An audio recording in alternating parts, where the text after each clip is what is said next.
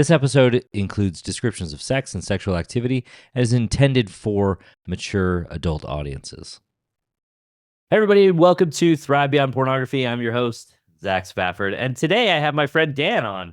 And Dan, introduce yourself to the people out there. I think if your kids were here, they would probably refer to me as what, Zach? Our sex friends.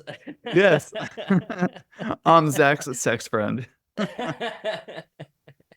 Yeah, that we were over at their house and Dan's got a 3D printed model of human anatomy, and we're just talking normally at the kitchen table like you do at your friend's house. And our 8 kids and his 6 kids are all hanging out, and the adults are being weird over at the kitchen table.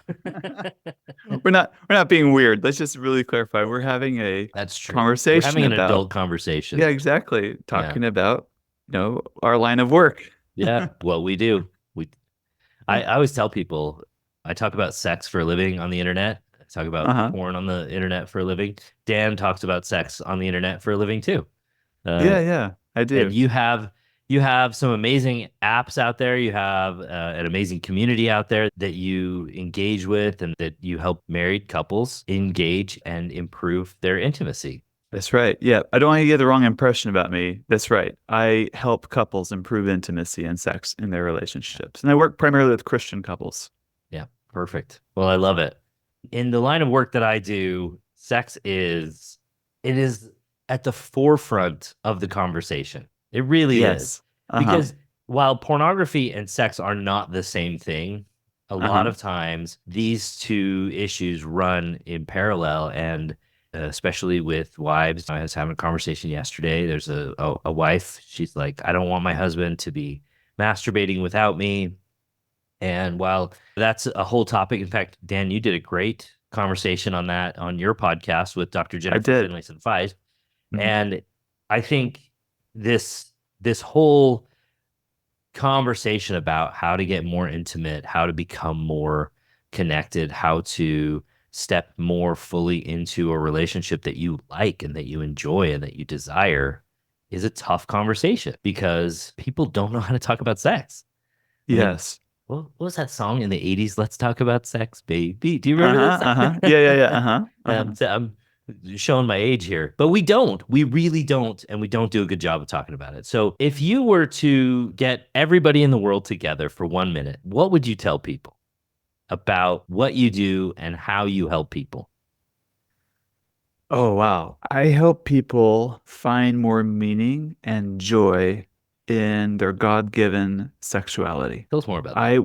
I would talk about the beauty in people and how we find that in sexuality.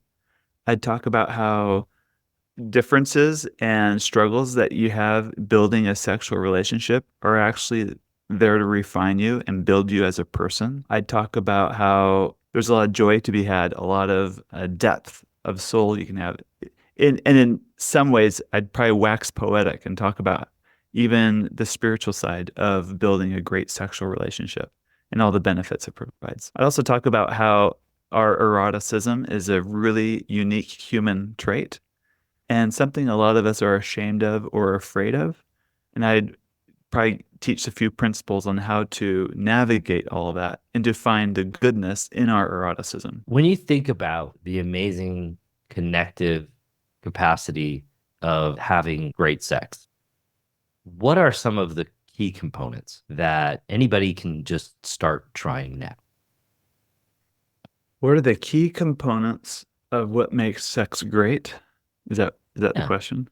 Well, what are the key components of what makes great sex? I think we can all agree that sex is fun, feels good, it's enjoyable.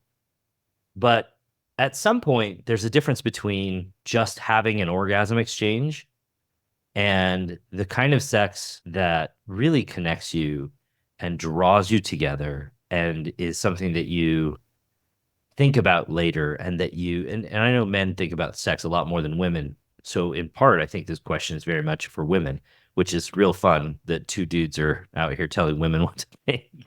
What are the things that make great sex beyond just an orgasm exchange? Well, I think there's a lot of things. And every couple is going to experience sex differently compared to the next couple. And it's as unique as our fingerprints. But that being said, there is research done on what constitutes great, like peak sexual experiences. And they always involve a very high amount of arousal as part of that.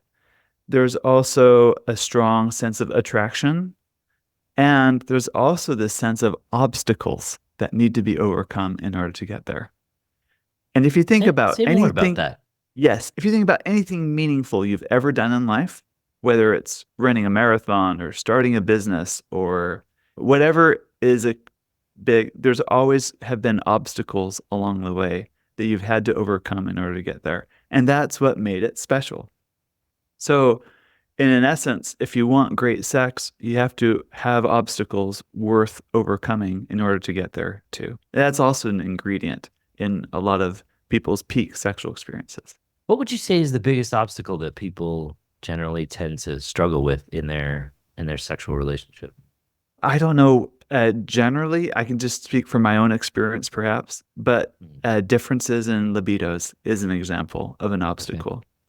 Or difficulty talking about it, or the shame that's come from understanding your sexuality can be an obstacle. It could be inability to have an orgasm has been an obstacle in the past. Or it's you've had a hang up around a certain sexual behavior and that you're willing to push through it and try it, and then you have a good experience in the end. That's like examples of obstacles. In the couples I coach, I think about one particular couple that's coming to mind. But they've been married over 20 years, and their kids are now older teenagers. They're finally at the stage of life where like life is good and they can really focus on their marriage and their relationship. And one really difficult point in their marriage has been sex. Specifically for her, she doesn't find pleasure in it. But she's like, that's it. I'm done. I'm sick and tired of this. It's time for me to find pleasure in sex. Yeah. And as we started unpacking and digging through all the layers and everything, and there's all these obstacles that have come up for her. And for her, part of her journey was she made the decision to buy a vibrator. And that was a huge step for her because she's always felt that it was dirty, it was wrong.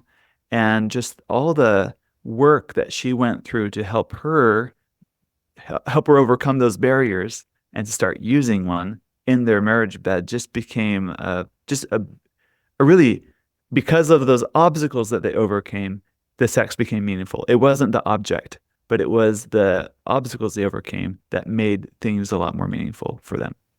Yeah, I love that. And I think one of the things that you do really well within the work that you do is you help people find what is right for them. Yes. What is meaningful for them. It's not like, here's a prescriptive list of how you do it better. It's, let me help you find the space where you are comfortable, where you're creative, where you're collaborative in your relationship, so that you can have what it is that you have probably always dreamed that you want. Yes. Yes. Oh, I love that. So here's a question that I think comes up is, how often should we have sex? Yeah, that's a great question. And I think you should have sex as often as you can.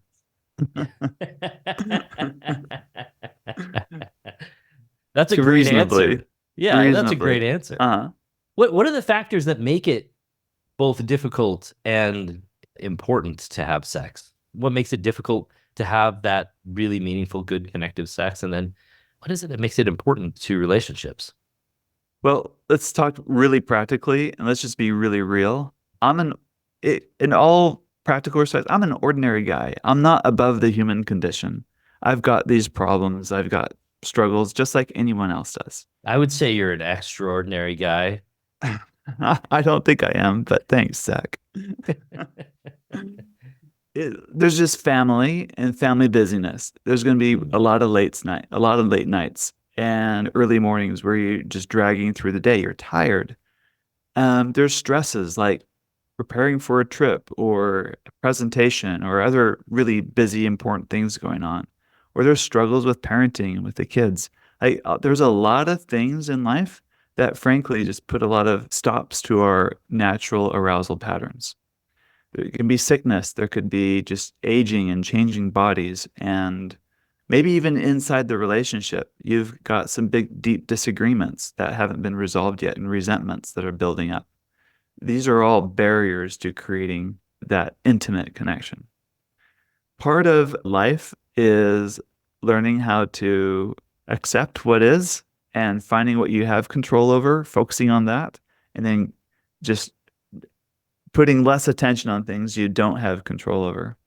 I find I'm happiest when I can divide the difference between those two things and focus on what I do have control over and not worry about things I don't have direct control over, and then stay in that space. So I think what comes up for couples is just life. Life is going to be very different. So you might hear of one couple that's saying, yeah, we have sex 3 to 4 times a week. And then you hear another couple that's saying, we're having sex, 1 or 2 times a month. Just based on numbers alone, it's not an equal comparison, because the couple that's having more frequency doesn't necessarily mean that the sex is going to be better or worse than the couple with lower frequency, if both are, because it depends on what circumstances they're working with in their life to achieve that. But then again, there are couples where they are living far beneath their privileges. They could be having and enjoying a lot more of the sexual connection in their relationship, but they're choosing not to, and they're self-sabotaging in some ways. It's really interrupting the ability to have a lot more joy in that. What are the self-sabotaging things that you see? And I imagine it's on both sides of the street. It's not just men, it's not just women. I imagine there are both sides of the street where you get two people who ostensibly like each other, but they can't seem to connect at a higher level. What are they doing? And what can they do to step away from that kind of behavior? The biggest one I see is the idea that sex is an obligation for one or both people in the relationship. Where, let's do a typical example where the man is a higher desire and she's a lower desire spouse, but she has this mentality that sex is for him. It's something I do as a good wife. This is what I do to keep him from straying, or whatever the narrative that's in her mind, right? And he keeps this idea alive, because as long as he can keep the idea alive that sex is an obligation, he's going to get it. He'll might say things like, it's been a while, or you need to do this for me, or we have needs. Can we talk about our needs? And then he frames his sexual desire in terms of needs that she needs to meet. That keeps this frame of obligation alive. And as long as that's around, you might have sex and you might have a lot of sex, but it's not going to be passionate, because you can't be a passionate lover when you're doing something to caretake or to service someone else. There's no love or passion in that. Yeah. I did a podcast, Sex is Not a Need. And that's exactly it. There's no situation where your spouse is responsible for your sexuality. You have to take that responsibility. So how do people step out of that? Well, it's a cycle. And if you were working with me, I would help you map out what your typical pattern is. Because I believe marriages are a system, and I'm a systems thinker. So Dan is very analytical. He's a computer programmer by trade. Exactly. I think computer programmers make the very best marriage and sex coaches. I believe it. Part of it is because you got to look at things from all different angles, consider the variables, and you analyze what is the algorithm going on, right? I believe, intimate relationships are a system. So what does person A do, and how does person B react? And what does person B do in reaction? How does that cause person A to react? So there's this chain link of reaction to reaction to reaction. And if you think of it like a Ferris wheel, or it's each cab going around in a circle, it becomes this chain that goes around and around and around. And it can take one person, it can take both people, it doesn't matter who. And all you need to do is take one part of that chain and just look at it a little bit differently and take a step in a better direction. and then a new way will light up for you. You create better cycles in your relationship. So back to the obligation frame. It could be as simple as the husband noticing that his wife is, complying or initiating or whatever it is to have sex with him, but he's sensing this is really out of an obligation, not about choosing him.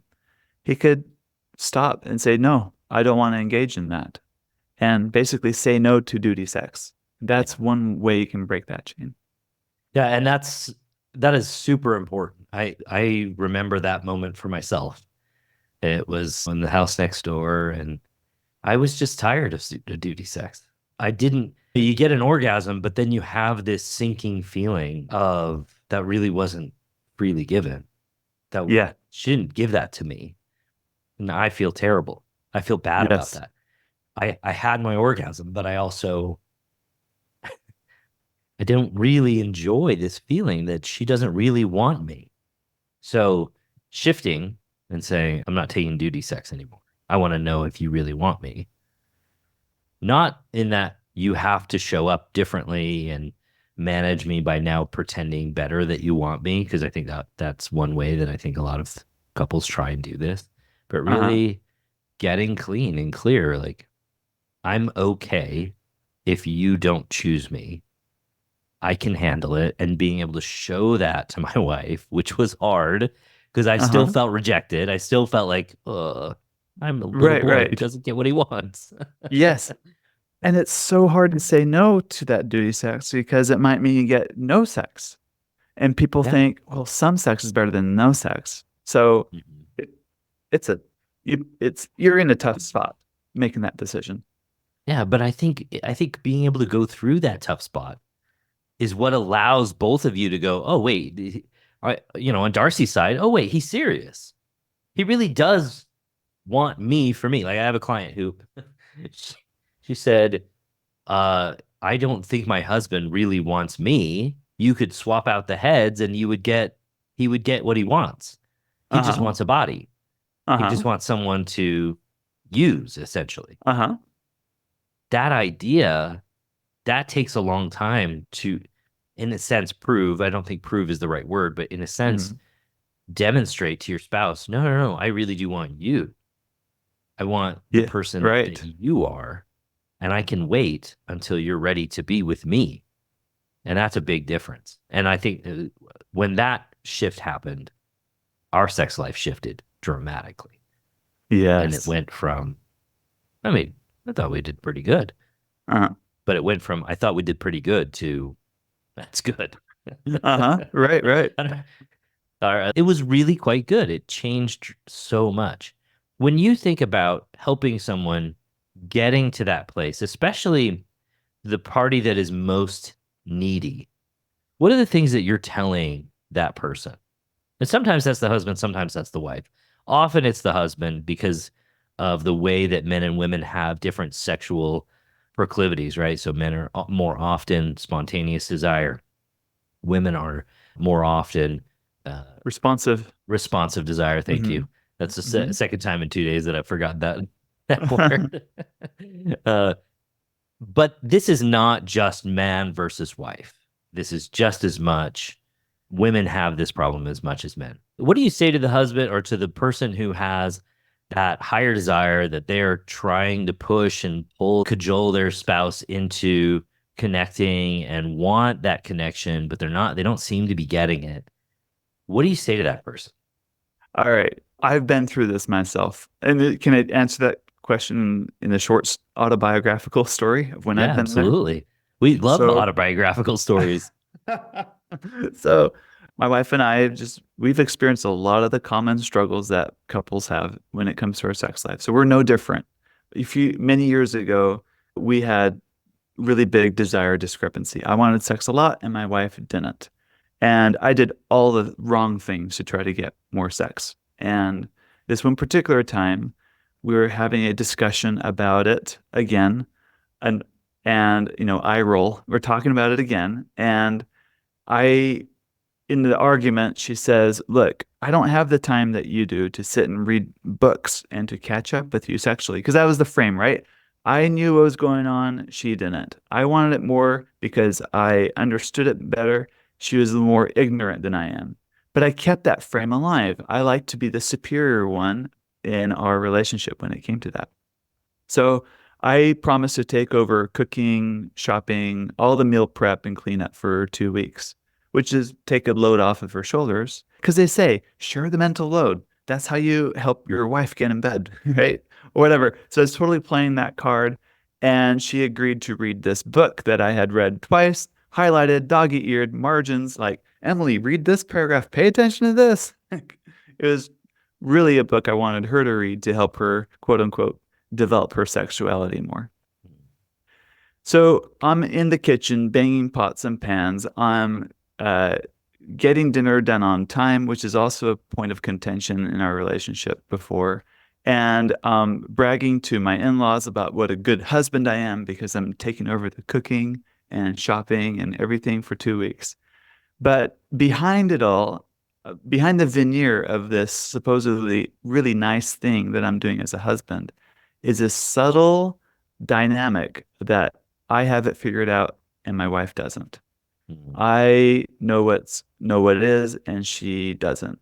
I, I she needs to catch up to me. She needs to do what I want to do in order for me to be happy. So there's this, no matter how hard my wife would try in that kind of a scenario, it would never be good enough for me because I need to be, quote unquote, on top. I need to be ahead. I need to be, because that's where I'm getting my sense of myself in our relationship. During those 2 weeks, do you think my wife is in the bedroom reading that book and absorbing it and totally getting the things are clicking like, oh, I get it now. I know what I need to do. Absolutely not. Because why would she? Why would she want to be invested in this kind of a relationship when it's all about her losing and me winning? That's not how you create a good sexual relationship. The problem is I wasn't mature enough to see it then. And so thanks for good coaching and just experience and better conversations with my wife. She helped me really see how I'm contributing to the desire discrepancies in my marriage when I treat her not as an equal. You can't have great passionate sex with someone that you don't see as an equal. As soon as you break that and create a hierarchy where one is more important than the other, or one goes one up, the other one goes one down in your relationship dynamic, it's really hard to have true sexual passionate desire for the other person. Yeah. So you have to watch out for Never that. really, they can never choose you. If No, choosing you means that they're wrong, that they're less than, that they aren't being seen as a partner, they never have that capacity to really choose you. right, right. Yeah, that's tough. So, what did you do instead? Well, I backed off, and that's a hard thing to do.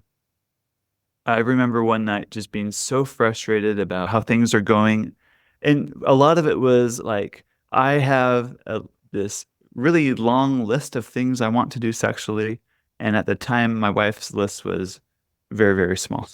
And I felt incompatible. Like, I'm adventurous. There's all these fun things I want to do, and she's unwilling to step into these things. Um, that's where a lot of my sources of frustrations were. And I'm not alone on this. A lot of couples experience it's not maybe just desire discrepancy per se, but it's variety discrepancy too.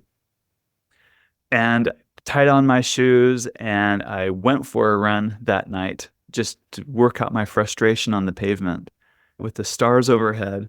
And I'm going on this long run and I'm listening to this podcast. The person speaking said something that really got my attention. And he's telling the story of, um, so of your audience, I don't know how many of them are familiar with the Book of Mormon or the origins of it. Essentially, they come from these golden plates. The record translation is only a part of what was in the golden plates. There's a part that was not translated. It's been sealed, locked down. Mm-hmm. And as a boy in their family, they had a replica of these golden plates of what people think they may have looked like. And he and his brothers tried to spend all this time to break the seal to get into the part that you can't read, but ignored the part that you could read. So me listening to this story, I'm realizing I am spending so much of my time and energy on the parts of our relationship that are sealed and locked away that I can't get access to. And I'm really frustrated with that, rather than appreciating and enjoying the parts that are open and available and where we can build off of. So I think a tendency in me was I wasn't appreciating and cherishing the good that I had and ignoring that and hyper focused on the parts that I was not getting. And because I wasn't getting, justifying my unhappiness in the relationship for that. Yeah. Yeah. And as you let go of that, that shifted things for you. That did. Absolutely. What did it look like on your wife's side? She's gone through a tremendous amount of growth herself, and she's overcome a lot of obstacles and hangups and everything. So she's an extremely courageous woman. And she's had her own experiences here and there. And I think a lot of shifts have come from, on her side, learning how to say yes, learning how to give in. I remember one night, When you it say was give in, you really you mean give of her heart. give. Yeah, not like So not it's in that easy. pejorative way that we Yeah, sometimes yeah. say it. Yeah. No, no, no, no. What I mean by that is it's easy to run your life by fear, Mhm. and it's very easy to run your life by fear. A lot of people do it. It's not a great way to live your life, I think. No, it's not. I remember one particular night, it was late. We had earlier in the day talked about we're going to have sex that night, but I was tired and I didn't know if I was going to be up for it. And so I said, "Hey, how about we just cuddle in bed?" Fully expecting a cold response to that, as our pattern has been. But this time she said, "I would really like that." And that really caught me off guard. Like, really? She would really like that? And internally, I hope I'm okay sharing her story because I don't have permission to share that story. Mhm. But the point is, she was saying yes to something, and she was saying yes to connection. That's what she was saying yes to. Whereas before, it'd been easy to say no because she's saying no to something that she may have felt uncomfortable doing or something that triggered a fear in her. But when she started saying yes to more connection, yes to pleasure, yes to that, I think that really helped her. I just remember that night. I was like, I felt a huge shift in our relationship in the positive direction. She's choosing me. She's choosing herself in that. And I'll let you connect with her on whether or not I can share that story on the podcast, and we'll either edit it out or we'll keep it, whatever. But it sounds like it's letting go of that fear of rejection, letting go of that fear of what am I obligating myself to, and stepping into a choice to be with you that maybe she didn't feel like she had before, or maybe was more difficult for her to engage with, that allowed her to say, I want to be here. I want to choose Right. this. And maybe part of it too is in that moment, she knew that whether she said yes or no, there would be no negative consequences for her. Yes. Right? We had worked on our relationship to the point where I can offer something and it was a genuine offer. It wasn't a strings attached offer. Yeah. And so she could freely choose yes, or she could freely choose no. And that made it easier for her to choose pleasure and connection. Yeah. Darcy and I had a similar event a number of years ago where we were, as they say, in flagrante, and she just, for whatever reason, she was like, I really can't do this anymore. And she hops off and she lays down. And I think most men, me included, specifically me, I would have been like, oh, okay, let me finish and then we'll deal with whatever your thing is. And in that moment, I was fortunate enough to have the presence of mind to say, oh, well, if you're not into this, let's connect on a different level. Let's do something else. What's going on? What's happening in your mind? Fortunately, I had that presence of mind. From that point on, Darcy knew that she could trust me with whatever it was that she desired sexually. It was never, again, one of those things where she had to go, do I have to manage Zach in my response around sex? And I Yes. think that those kinds of moments like that, where you're able to just create a connective, chosen experience, that's huge. It's a huge shift in a sexual relationship. Let's talk about sexting. This comes up a lot. Yes. Uh-huh. Does it come up a lot with you? Yeah. I can't quite. I think your light's turned off, Dan. There it is. I put one of those. I put one of those on my bathroom because the kids kept leaving the lights on in the bathroom. Uh-huh. I did it with the fan and the light, and it has made all the difference That's in the good. electrical Good. bill. So let's talk about sexting because this comes up a lot in the work that I do. I get messages on Instagram about this somewhat regularly. It's an interesting conversation, I think, because on the one hand, I think a lot of people are very concerned that uh, their information, they don't want their pictures out there. They don't want some hacker to take control of their pictures. So there's that concern. Let me read the text that I got, the message that I got. He said, I have a question as a man who has been delivered from pornography. Is it a good idea or option for a man and a wife to sext? And I assume he means a husband and a wife to sext. And I think this is a really interesting question. And I'm curious to know your thoughts on this. I know you have an app, and I'd love for you to tell people about that as well.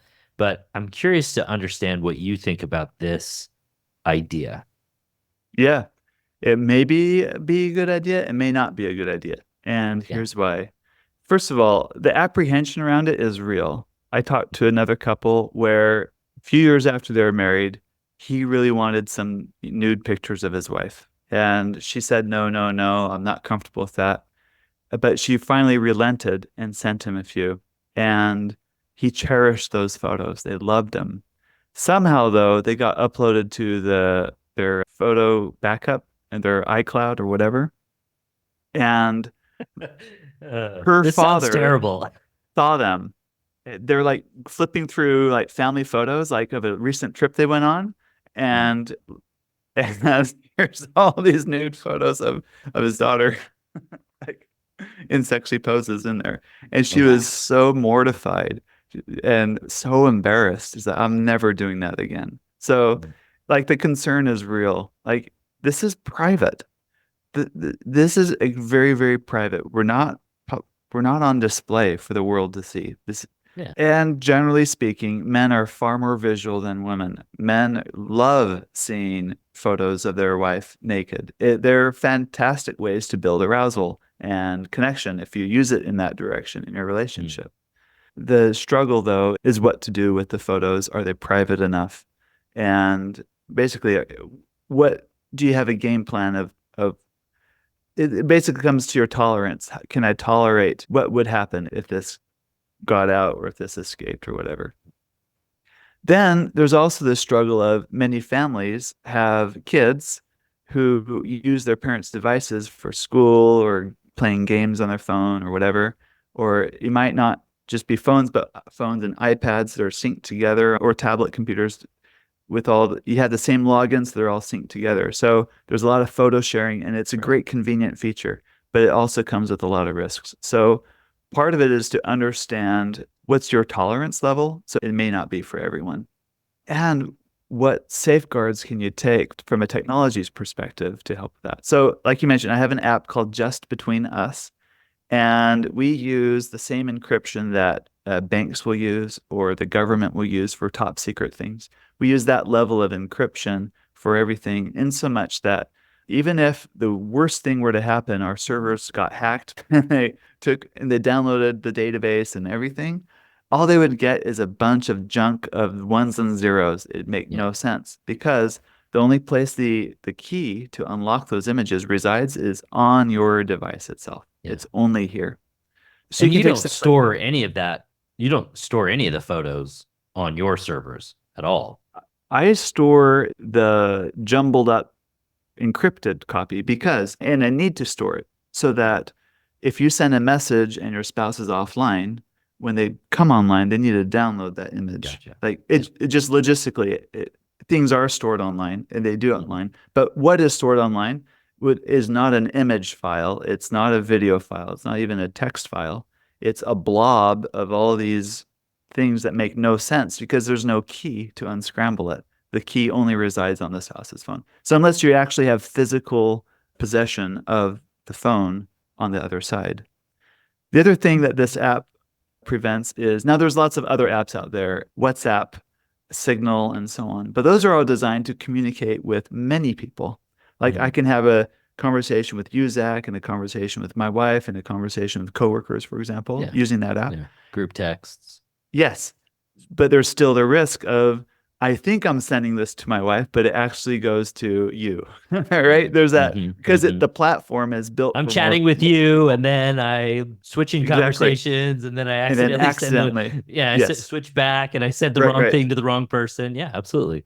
So this app eliminates that because there's only two people allowed on the app. That's it. You and your spouse. That's it. You can't message other people. So you can only use it between you and your spouse. There's like no polyamory here. There's only like one person and one other person. That's it. Only. That's it. Yep. Okay. Because what you do is like you connect them somehow. I'm not technical enough to know. Yeah. You install the app. There's a sync code and whatever. That's brilliant. This is a day and age that is very different maybe than the way that I grew up before cell phones. Yes. We're the same age. Yeah, right. We are the same age. The only way to get a picture of your spouse was to take it and then go to, Rite Aid and have it physically developed or, do it yourself. This is a different world that we live in, and navigating this can be somewhat difficult. This app helps people manage some of that risk. Yes. You could get a Polaroid, you could do it that way. Yeah, you could get that's true. Those are coming back in fashion. But from an intimacy perspective, what would you say is the benefit of doing it, and what would you say does it allow you as a couple to do? I think, we're talking in the context of this is a woman sending a photo of herself to her husband, I think, is what we're talking about, right? Yeah. Very, very intimate. I think often that's the direction that it goes, but that's the direction it goes. It does. And it doesn't have to be just images. It can be text. It can be romance. There could be a lot of romance involved in these very intimate conversations.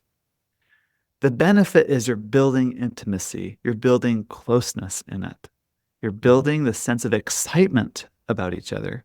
And there's also a part of our human psyche about our eroticism. For a lot of people, they respond really well to the naughtiness factor. There's something that feels really naughty about the way you're having this conversation with someone, with your spouse, that you wouldn't have with anybody else.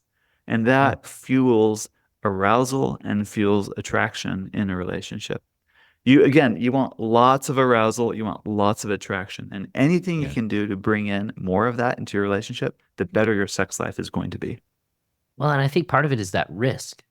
When you risk with your spouse, like you send them a picture, especially for the people that I work with, they've usually been exposed to pornography at some level. And the risk of sending something so exposing to your spouse where they might reject it, they might choose it. And if they choose it, if they like it, if they're like, that's gorgeous, I love that, that risk pays off. But there's also the risk that it won't pay off. And I think being able to, this is one of those obstacles I think that you're talking about where you're overcoming that obstacle of, can I risk really sharing myself with my spouse in a way that I'm maybe not yet comfortable with, but that I want to create greater connection through. Yes. That's a huge opportunity. Yes. I love that.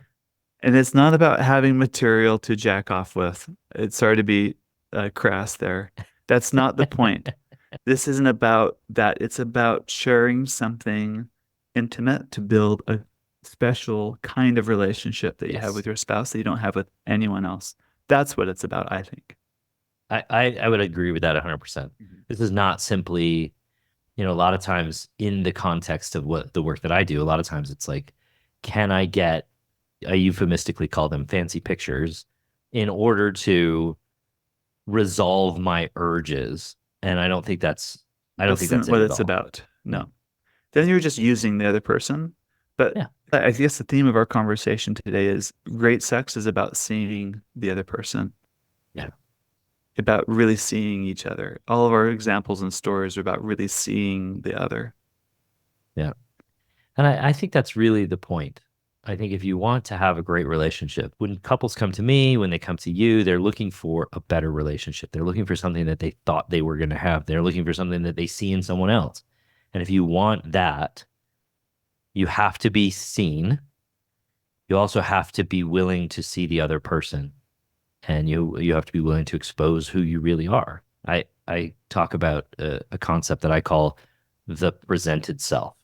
This Uh-huh. is the person that I am when I'm alone with myself versus the person that I show to other people. At work, I have a presented self. At church, I have a presented self. But between you and your spouse, the goal is to have as little of that as possible to really show yourself to them and really allow them to show themselves to you and be trustworthy Absolutely. of that. Hmm. And And the that's how you story see that it. you told about you and Darcy, you're getting it on and she's just not into it, but Yeah. and you had a moment of clarity and Yeah. you could just lay it probably naked side by side and just talk about it. Yeah. That's like a great example of just seeing her. I'm I'm here with you. Yeah. I'm not As here you just for an orgasm. No, yeah, I'm here for you. That's the beauty of it. The And that, reality is we don't want just orgasms. We want to be with another person. We want to know that we matter. We want them to know that they matter to us. We it's not just skin on skin, although that's really beautiful too. But we want people to look into our eyes and when they see us, to know that they desire what they see, flaws and all. That is such a beautiful part of being human. And that's what sex can create when you build it in that direction. yeah. So an executive was hiring for middle manager. They had an open position. And there's three candidates. And he asked the candidates the same question. He's like, okay, here's a scenario. You have an employee who's late to work. How would you treat that employee? So candidate one said, well, I'll give them three warnings. And if they're late the third time, three strikes are out, I'd fire them.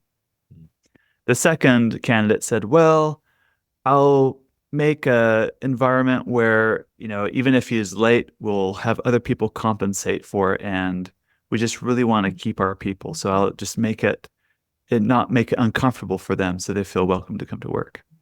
So, okay. And the third candidate said, I'd ask him why he's late.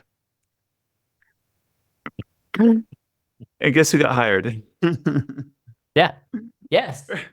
Yes. Why matters so much more than just the behavior. And this Yes. applies even in our sex lives, right? Like, I'm going to steal that joke from you. yeah, go ahead. This is part of the podcast. You can put it Yeah. in too. Like, why Yeah. matters.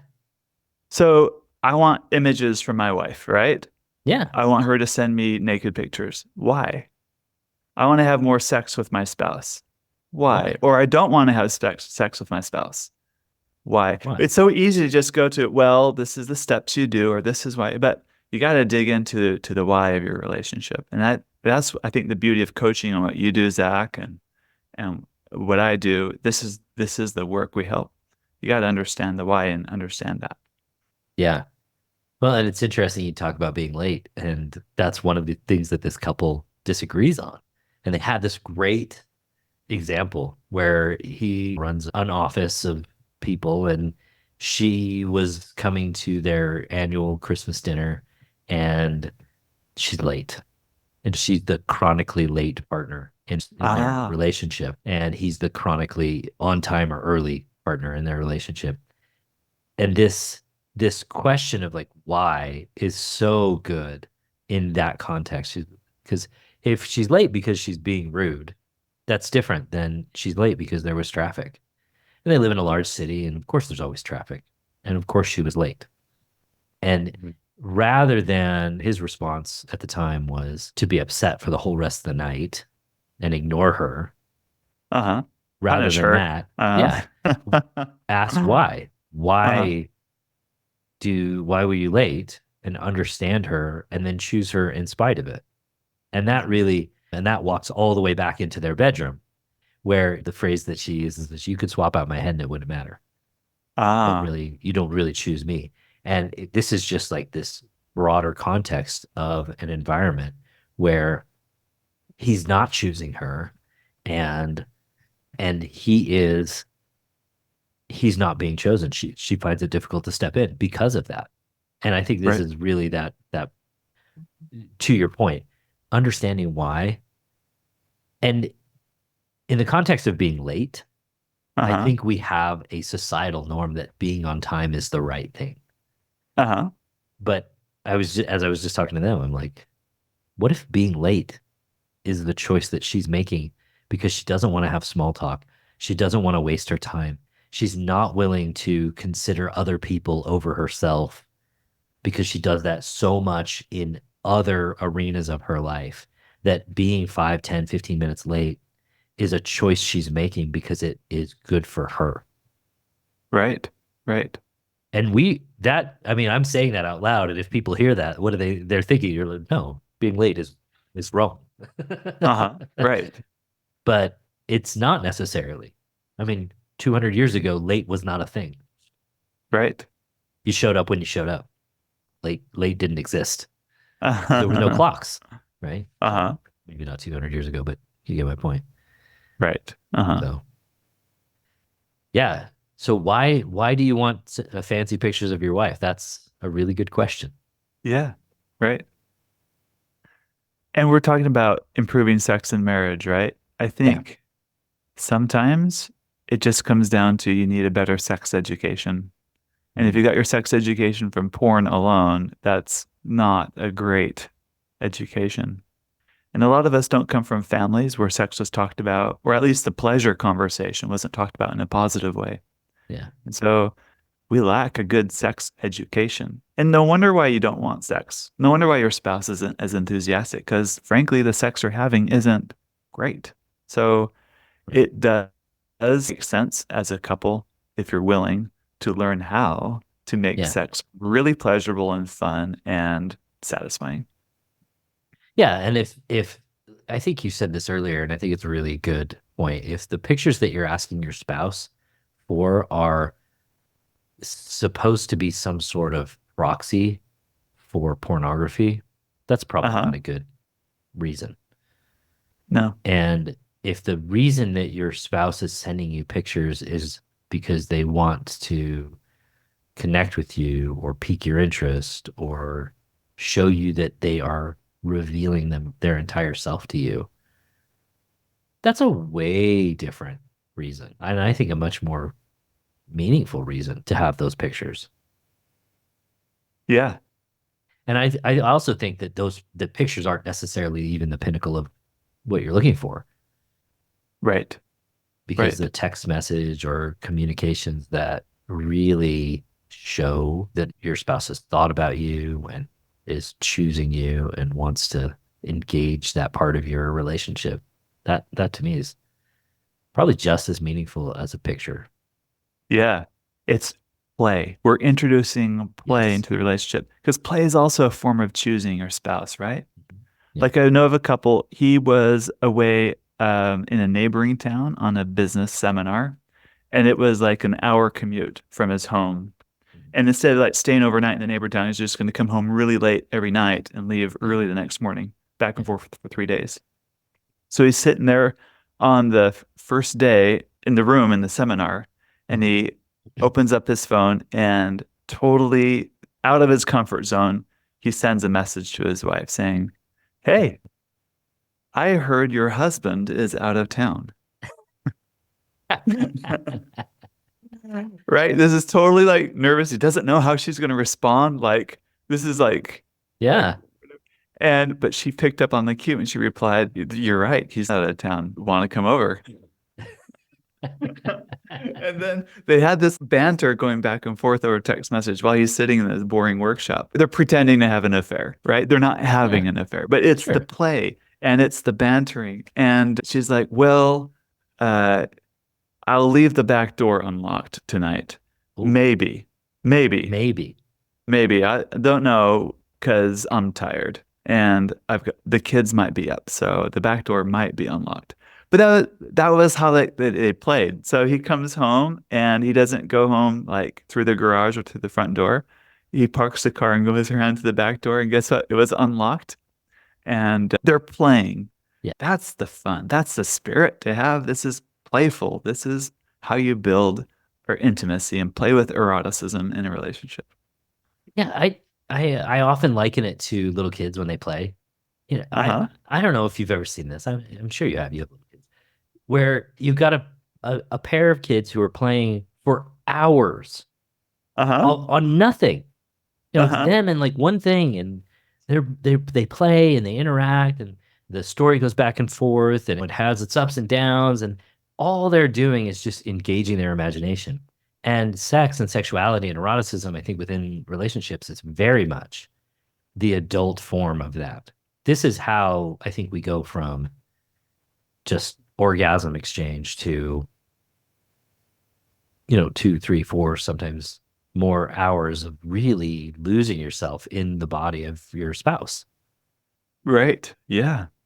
Yeah.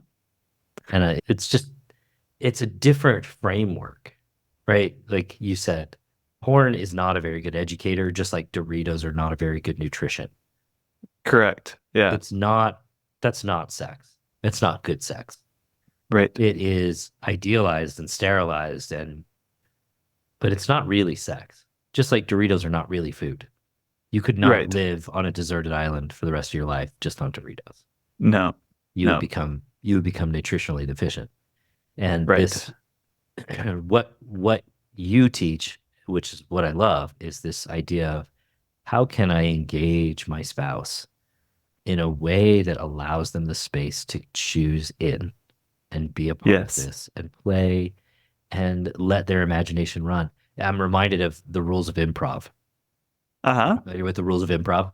Yes. You never say no, right? Never say no. It's yes Right? and. Uh-huh. Yes, and right. Uh-huh. Yes, and there are more than that. That's the one that Uh-huh. always comes up is yes, and it's not yes and because I have to. Uh-huh. Yes, and because I want to contribute and I want to Yes. create. Uh-huh. And the saying of no, and I think this is where arousal comes in.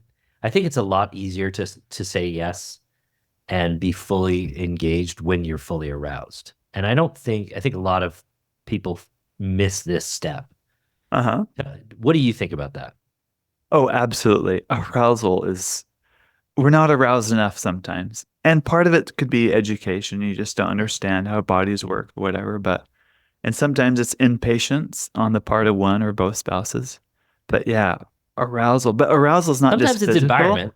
it's mental too. In Yes. fact, there's three things that contribute to arousal. There's the physical stimulation. Okay. There's the psychological stimulation. That's like using imagery. Some people call it like sexy talk or dirty talk. Like those are things you can do to incorporate more of that psychological arousal. And the third is the relationship.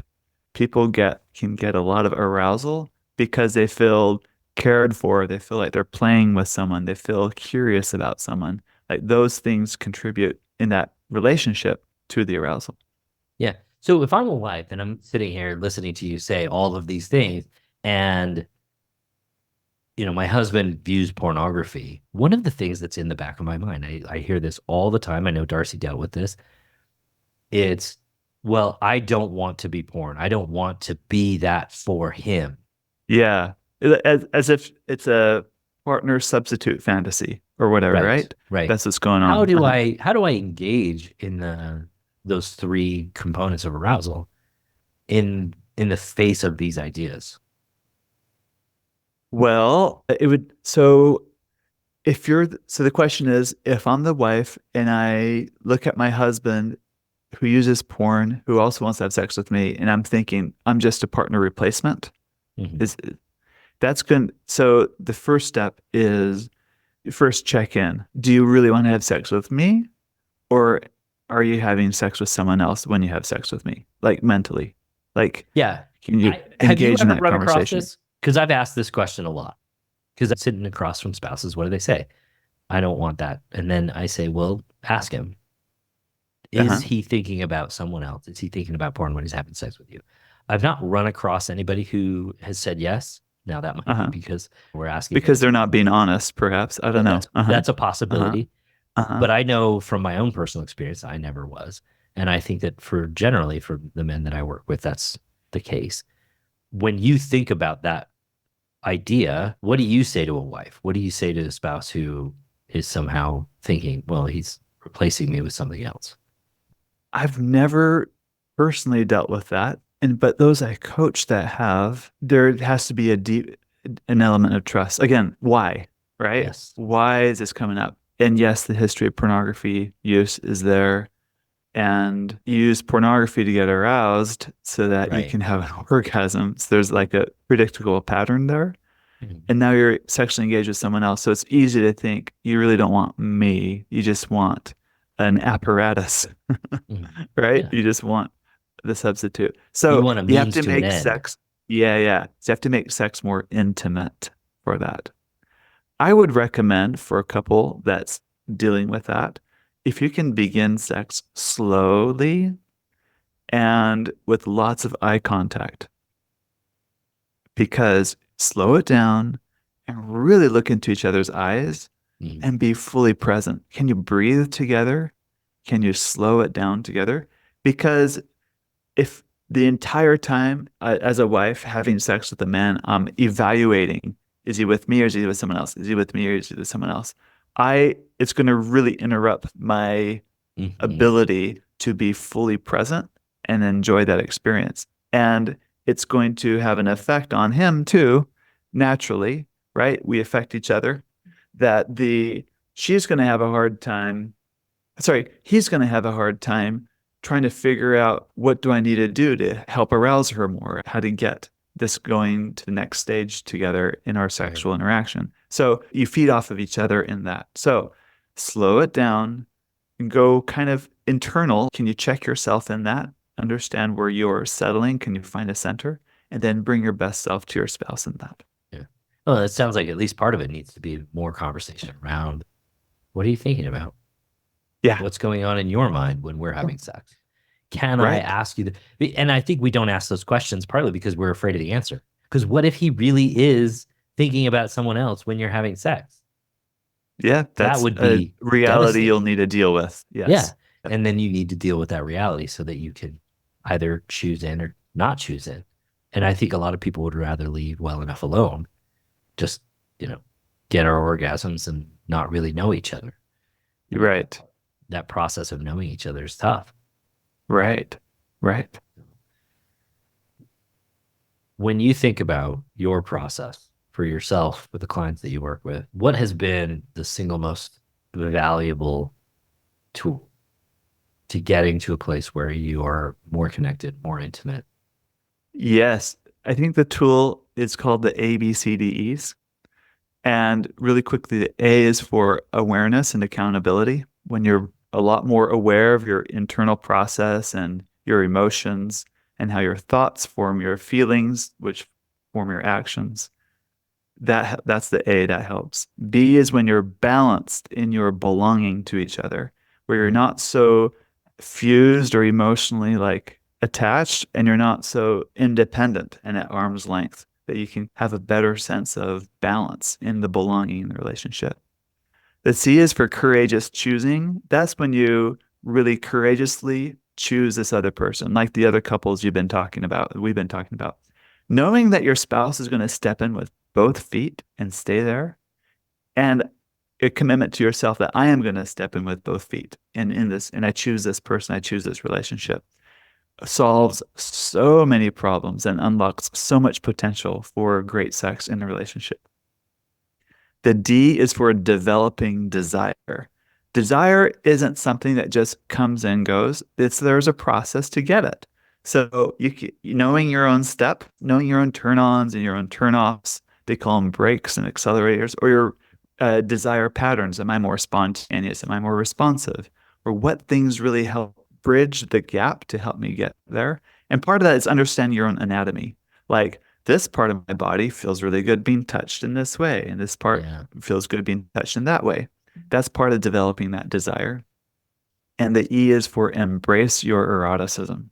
That's when you can really understand like what makes you tick erotically and sharing that with your spouse. So that's the tool I give to couples, the ABCDEs, as you work through and progress to creating a great sex life.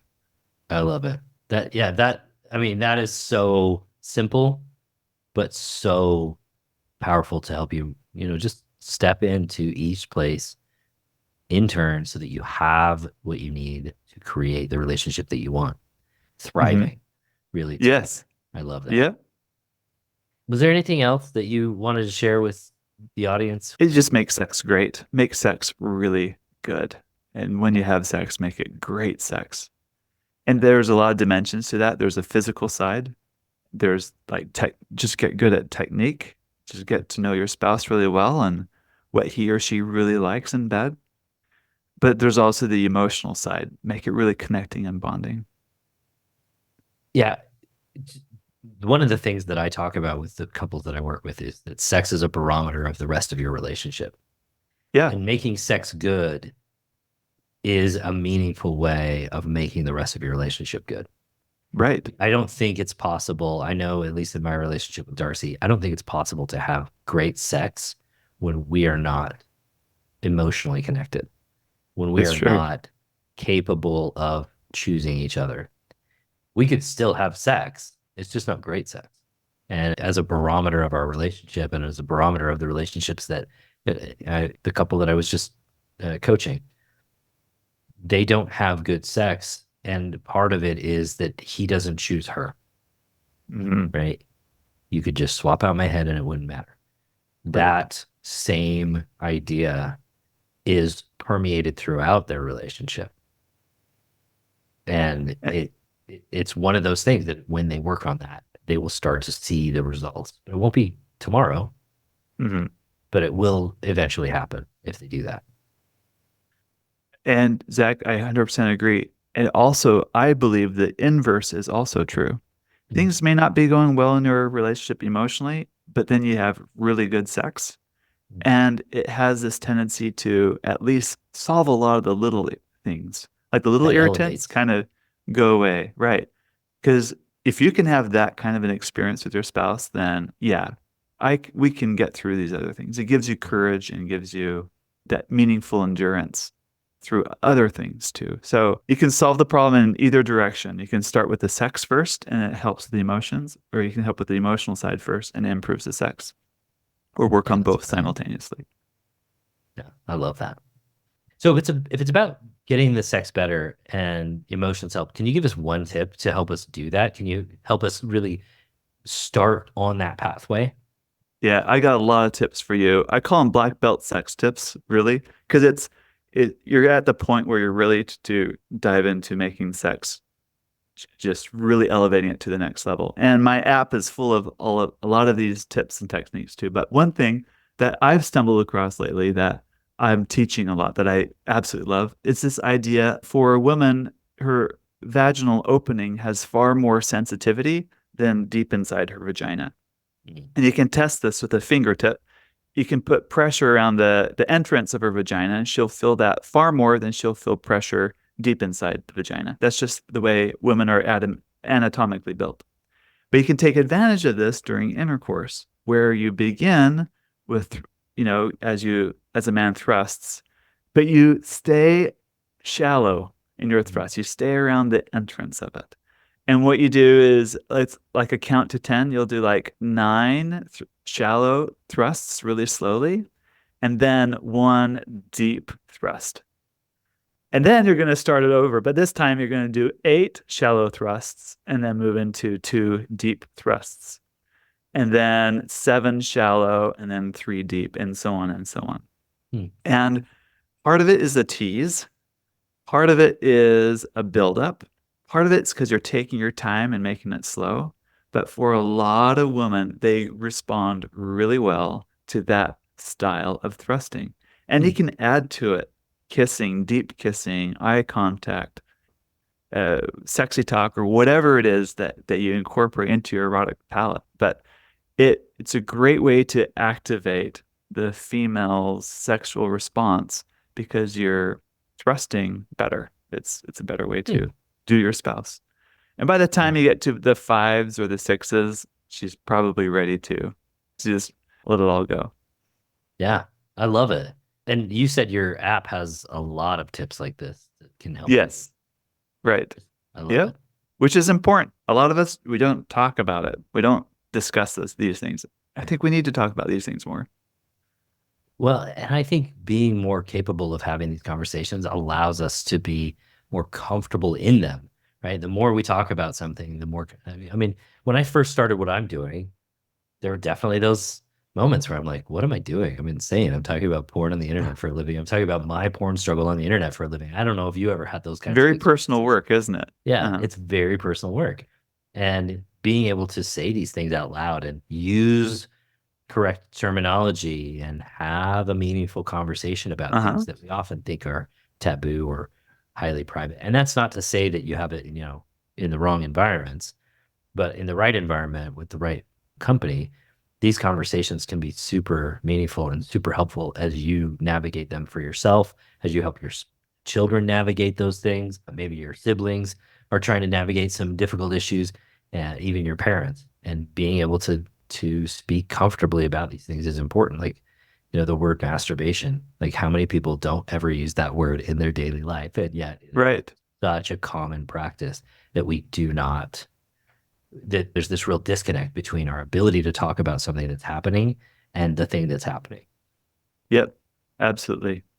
So love it. I love it. Dan, as always, it's a pleasure to talk to you. We're gonna have to go get some Thai food soon enough. Yep. Yep. I know your schedule's busy. Dan, just did you pick up your son from college yet? Is that Yeah, I did. and Uh-huh. he's now off. He's getting ready to go on his mission, right? Yep, in June. Oh my gosh. Uh, A whirlwind, a whirlwind of life. So Yep. maybe we'll have to get together after the summer, after everything calms down. Uh-huh. The kids are all back in school. Love having you on. I love talking about this topic with you because your depth of understanding is so great, and your capacity for just being present and hearing people is wonderful. How can people find you?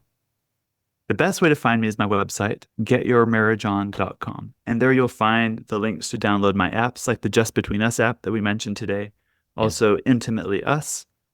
And you'll see our retreats that we have coming up. We have a virtual retreat in July and an in-person one in October. And also yeah, my signature program, the Get Your Marriage On program, I love it. where I help And couples improve sex in their marriage. and you're on the birthday of your app. Yes, You it's have a June 9th. special, yeah, Yes. June 9th. June 9th is a special day on the calendar because when you write it out, it's 6/9. And I thought it was just really fitting that Perfect. that's the day we launched our app. And that's the day. Anyway, to celebrate, if you download the app and use the app, all the premium features of the app are free for the 9th and the 10th. So I love it. it's a great time to jump in and check it out and See how use it it. works. Yeah, Yeah, use it in your marriage, use it in your relationship. I love it. Thank you so much for coming on. Thank you for sharing your depth of knowledge with all of my wonderful podcast listeners. Thank you for being willing to expose yourself mentally and emotionally on this subject so that more people can follow in your footsteps, can have a better marriage, can engage this in a new and I think more wonderful way. Mhm. Thank you. Thank you. All right, my friend. Everybody, have a great week. We'll talk to you next week. Thank you. Bye.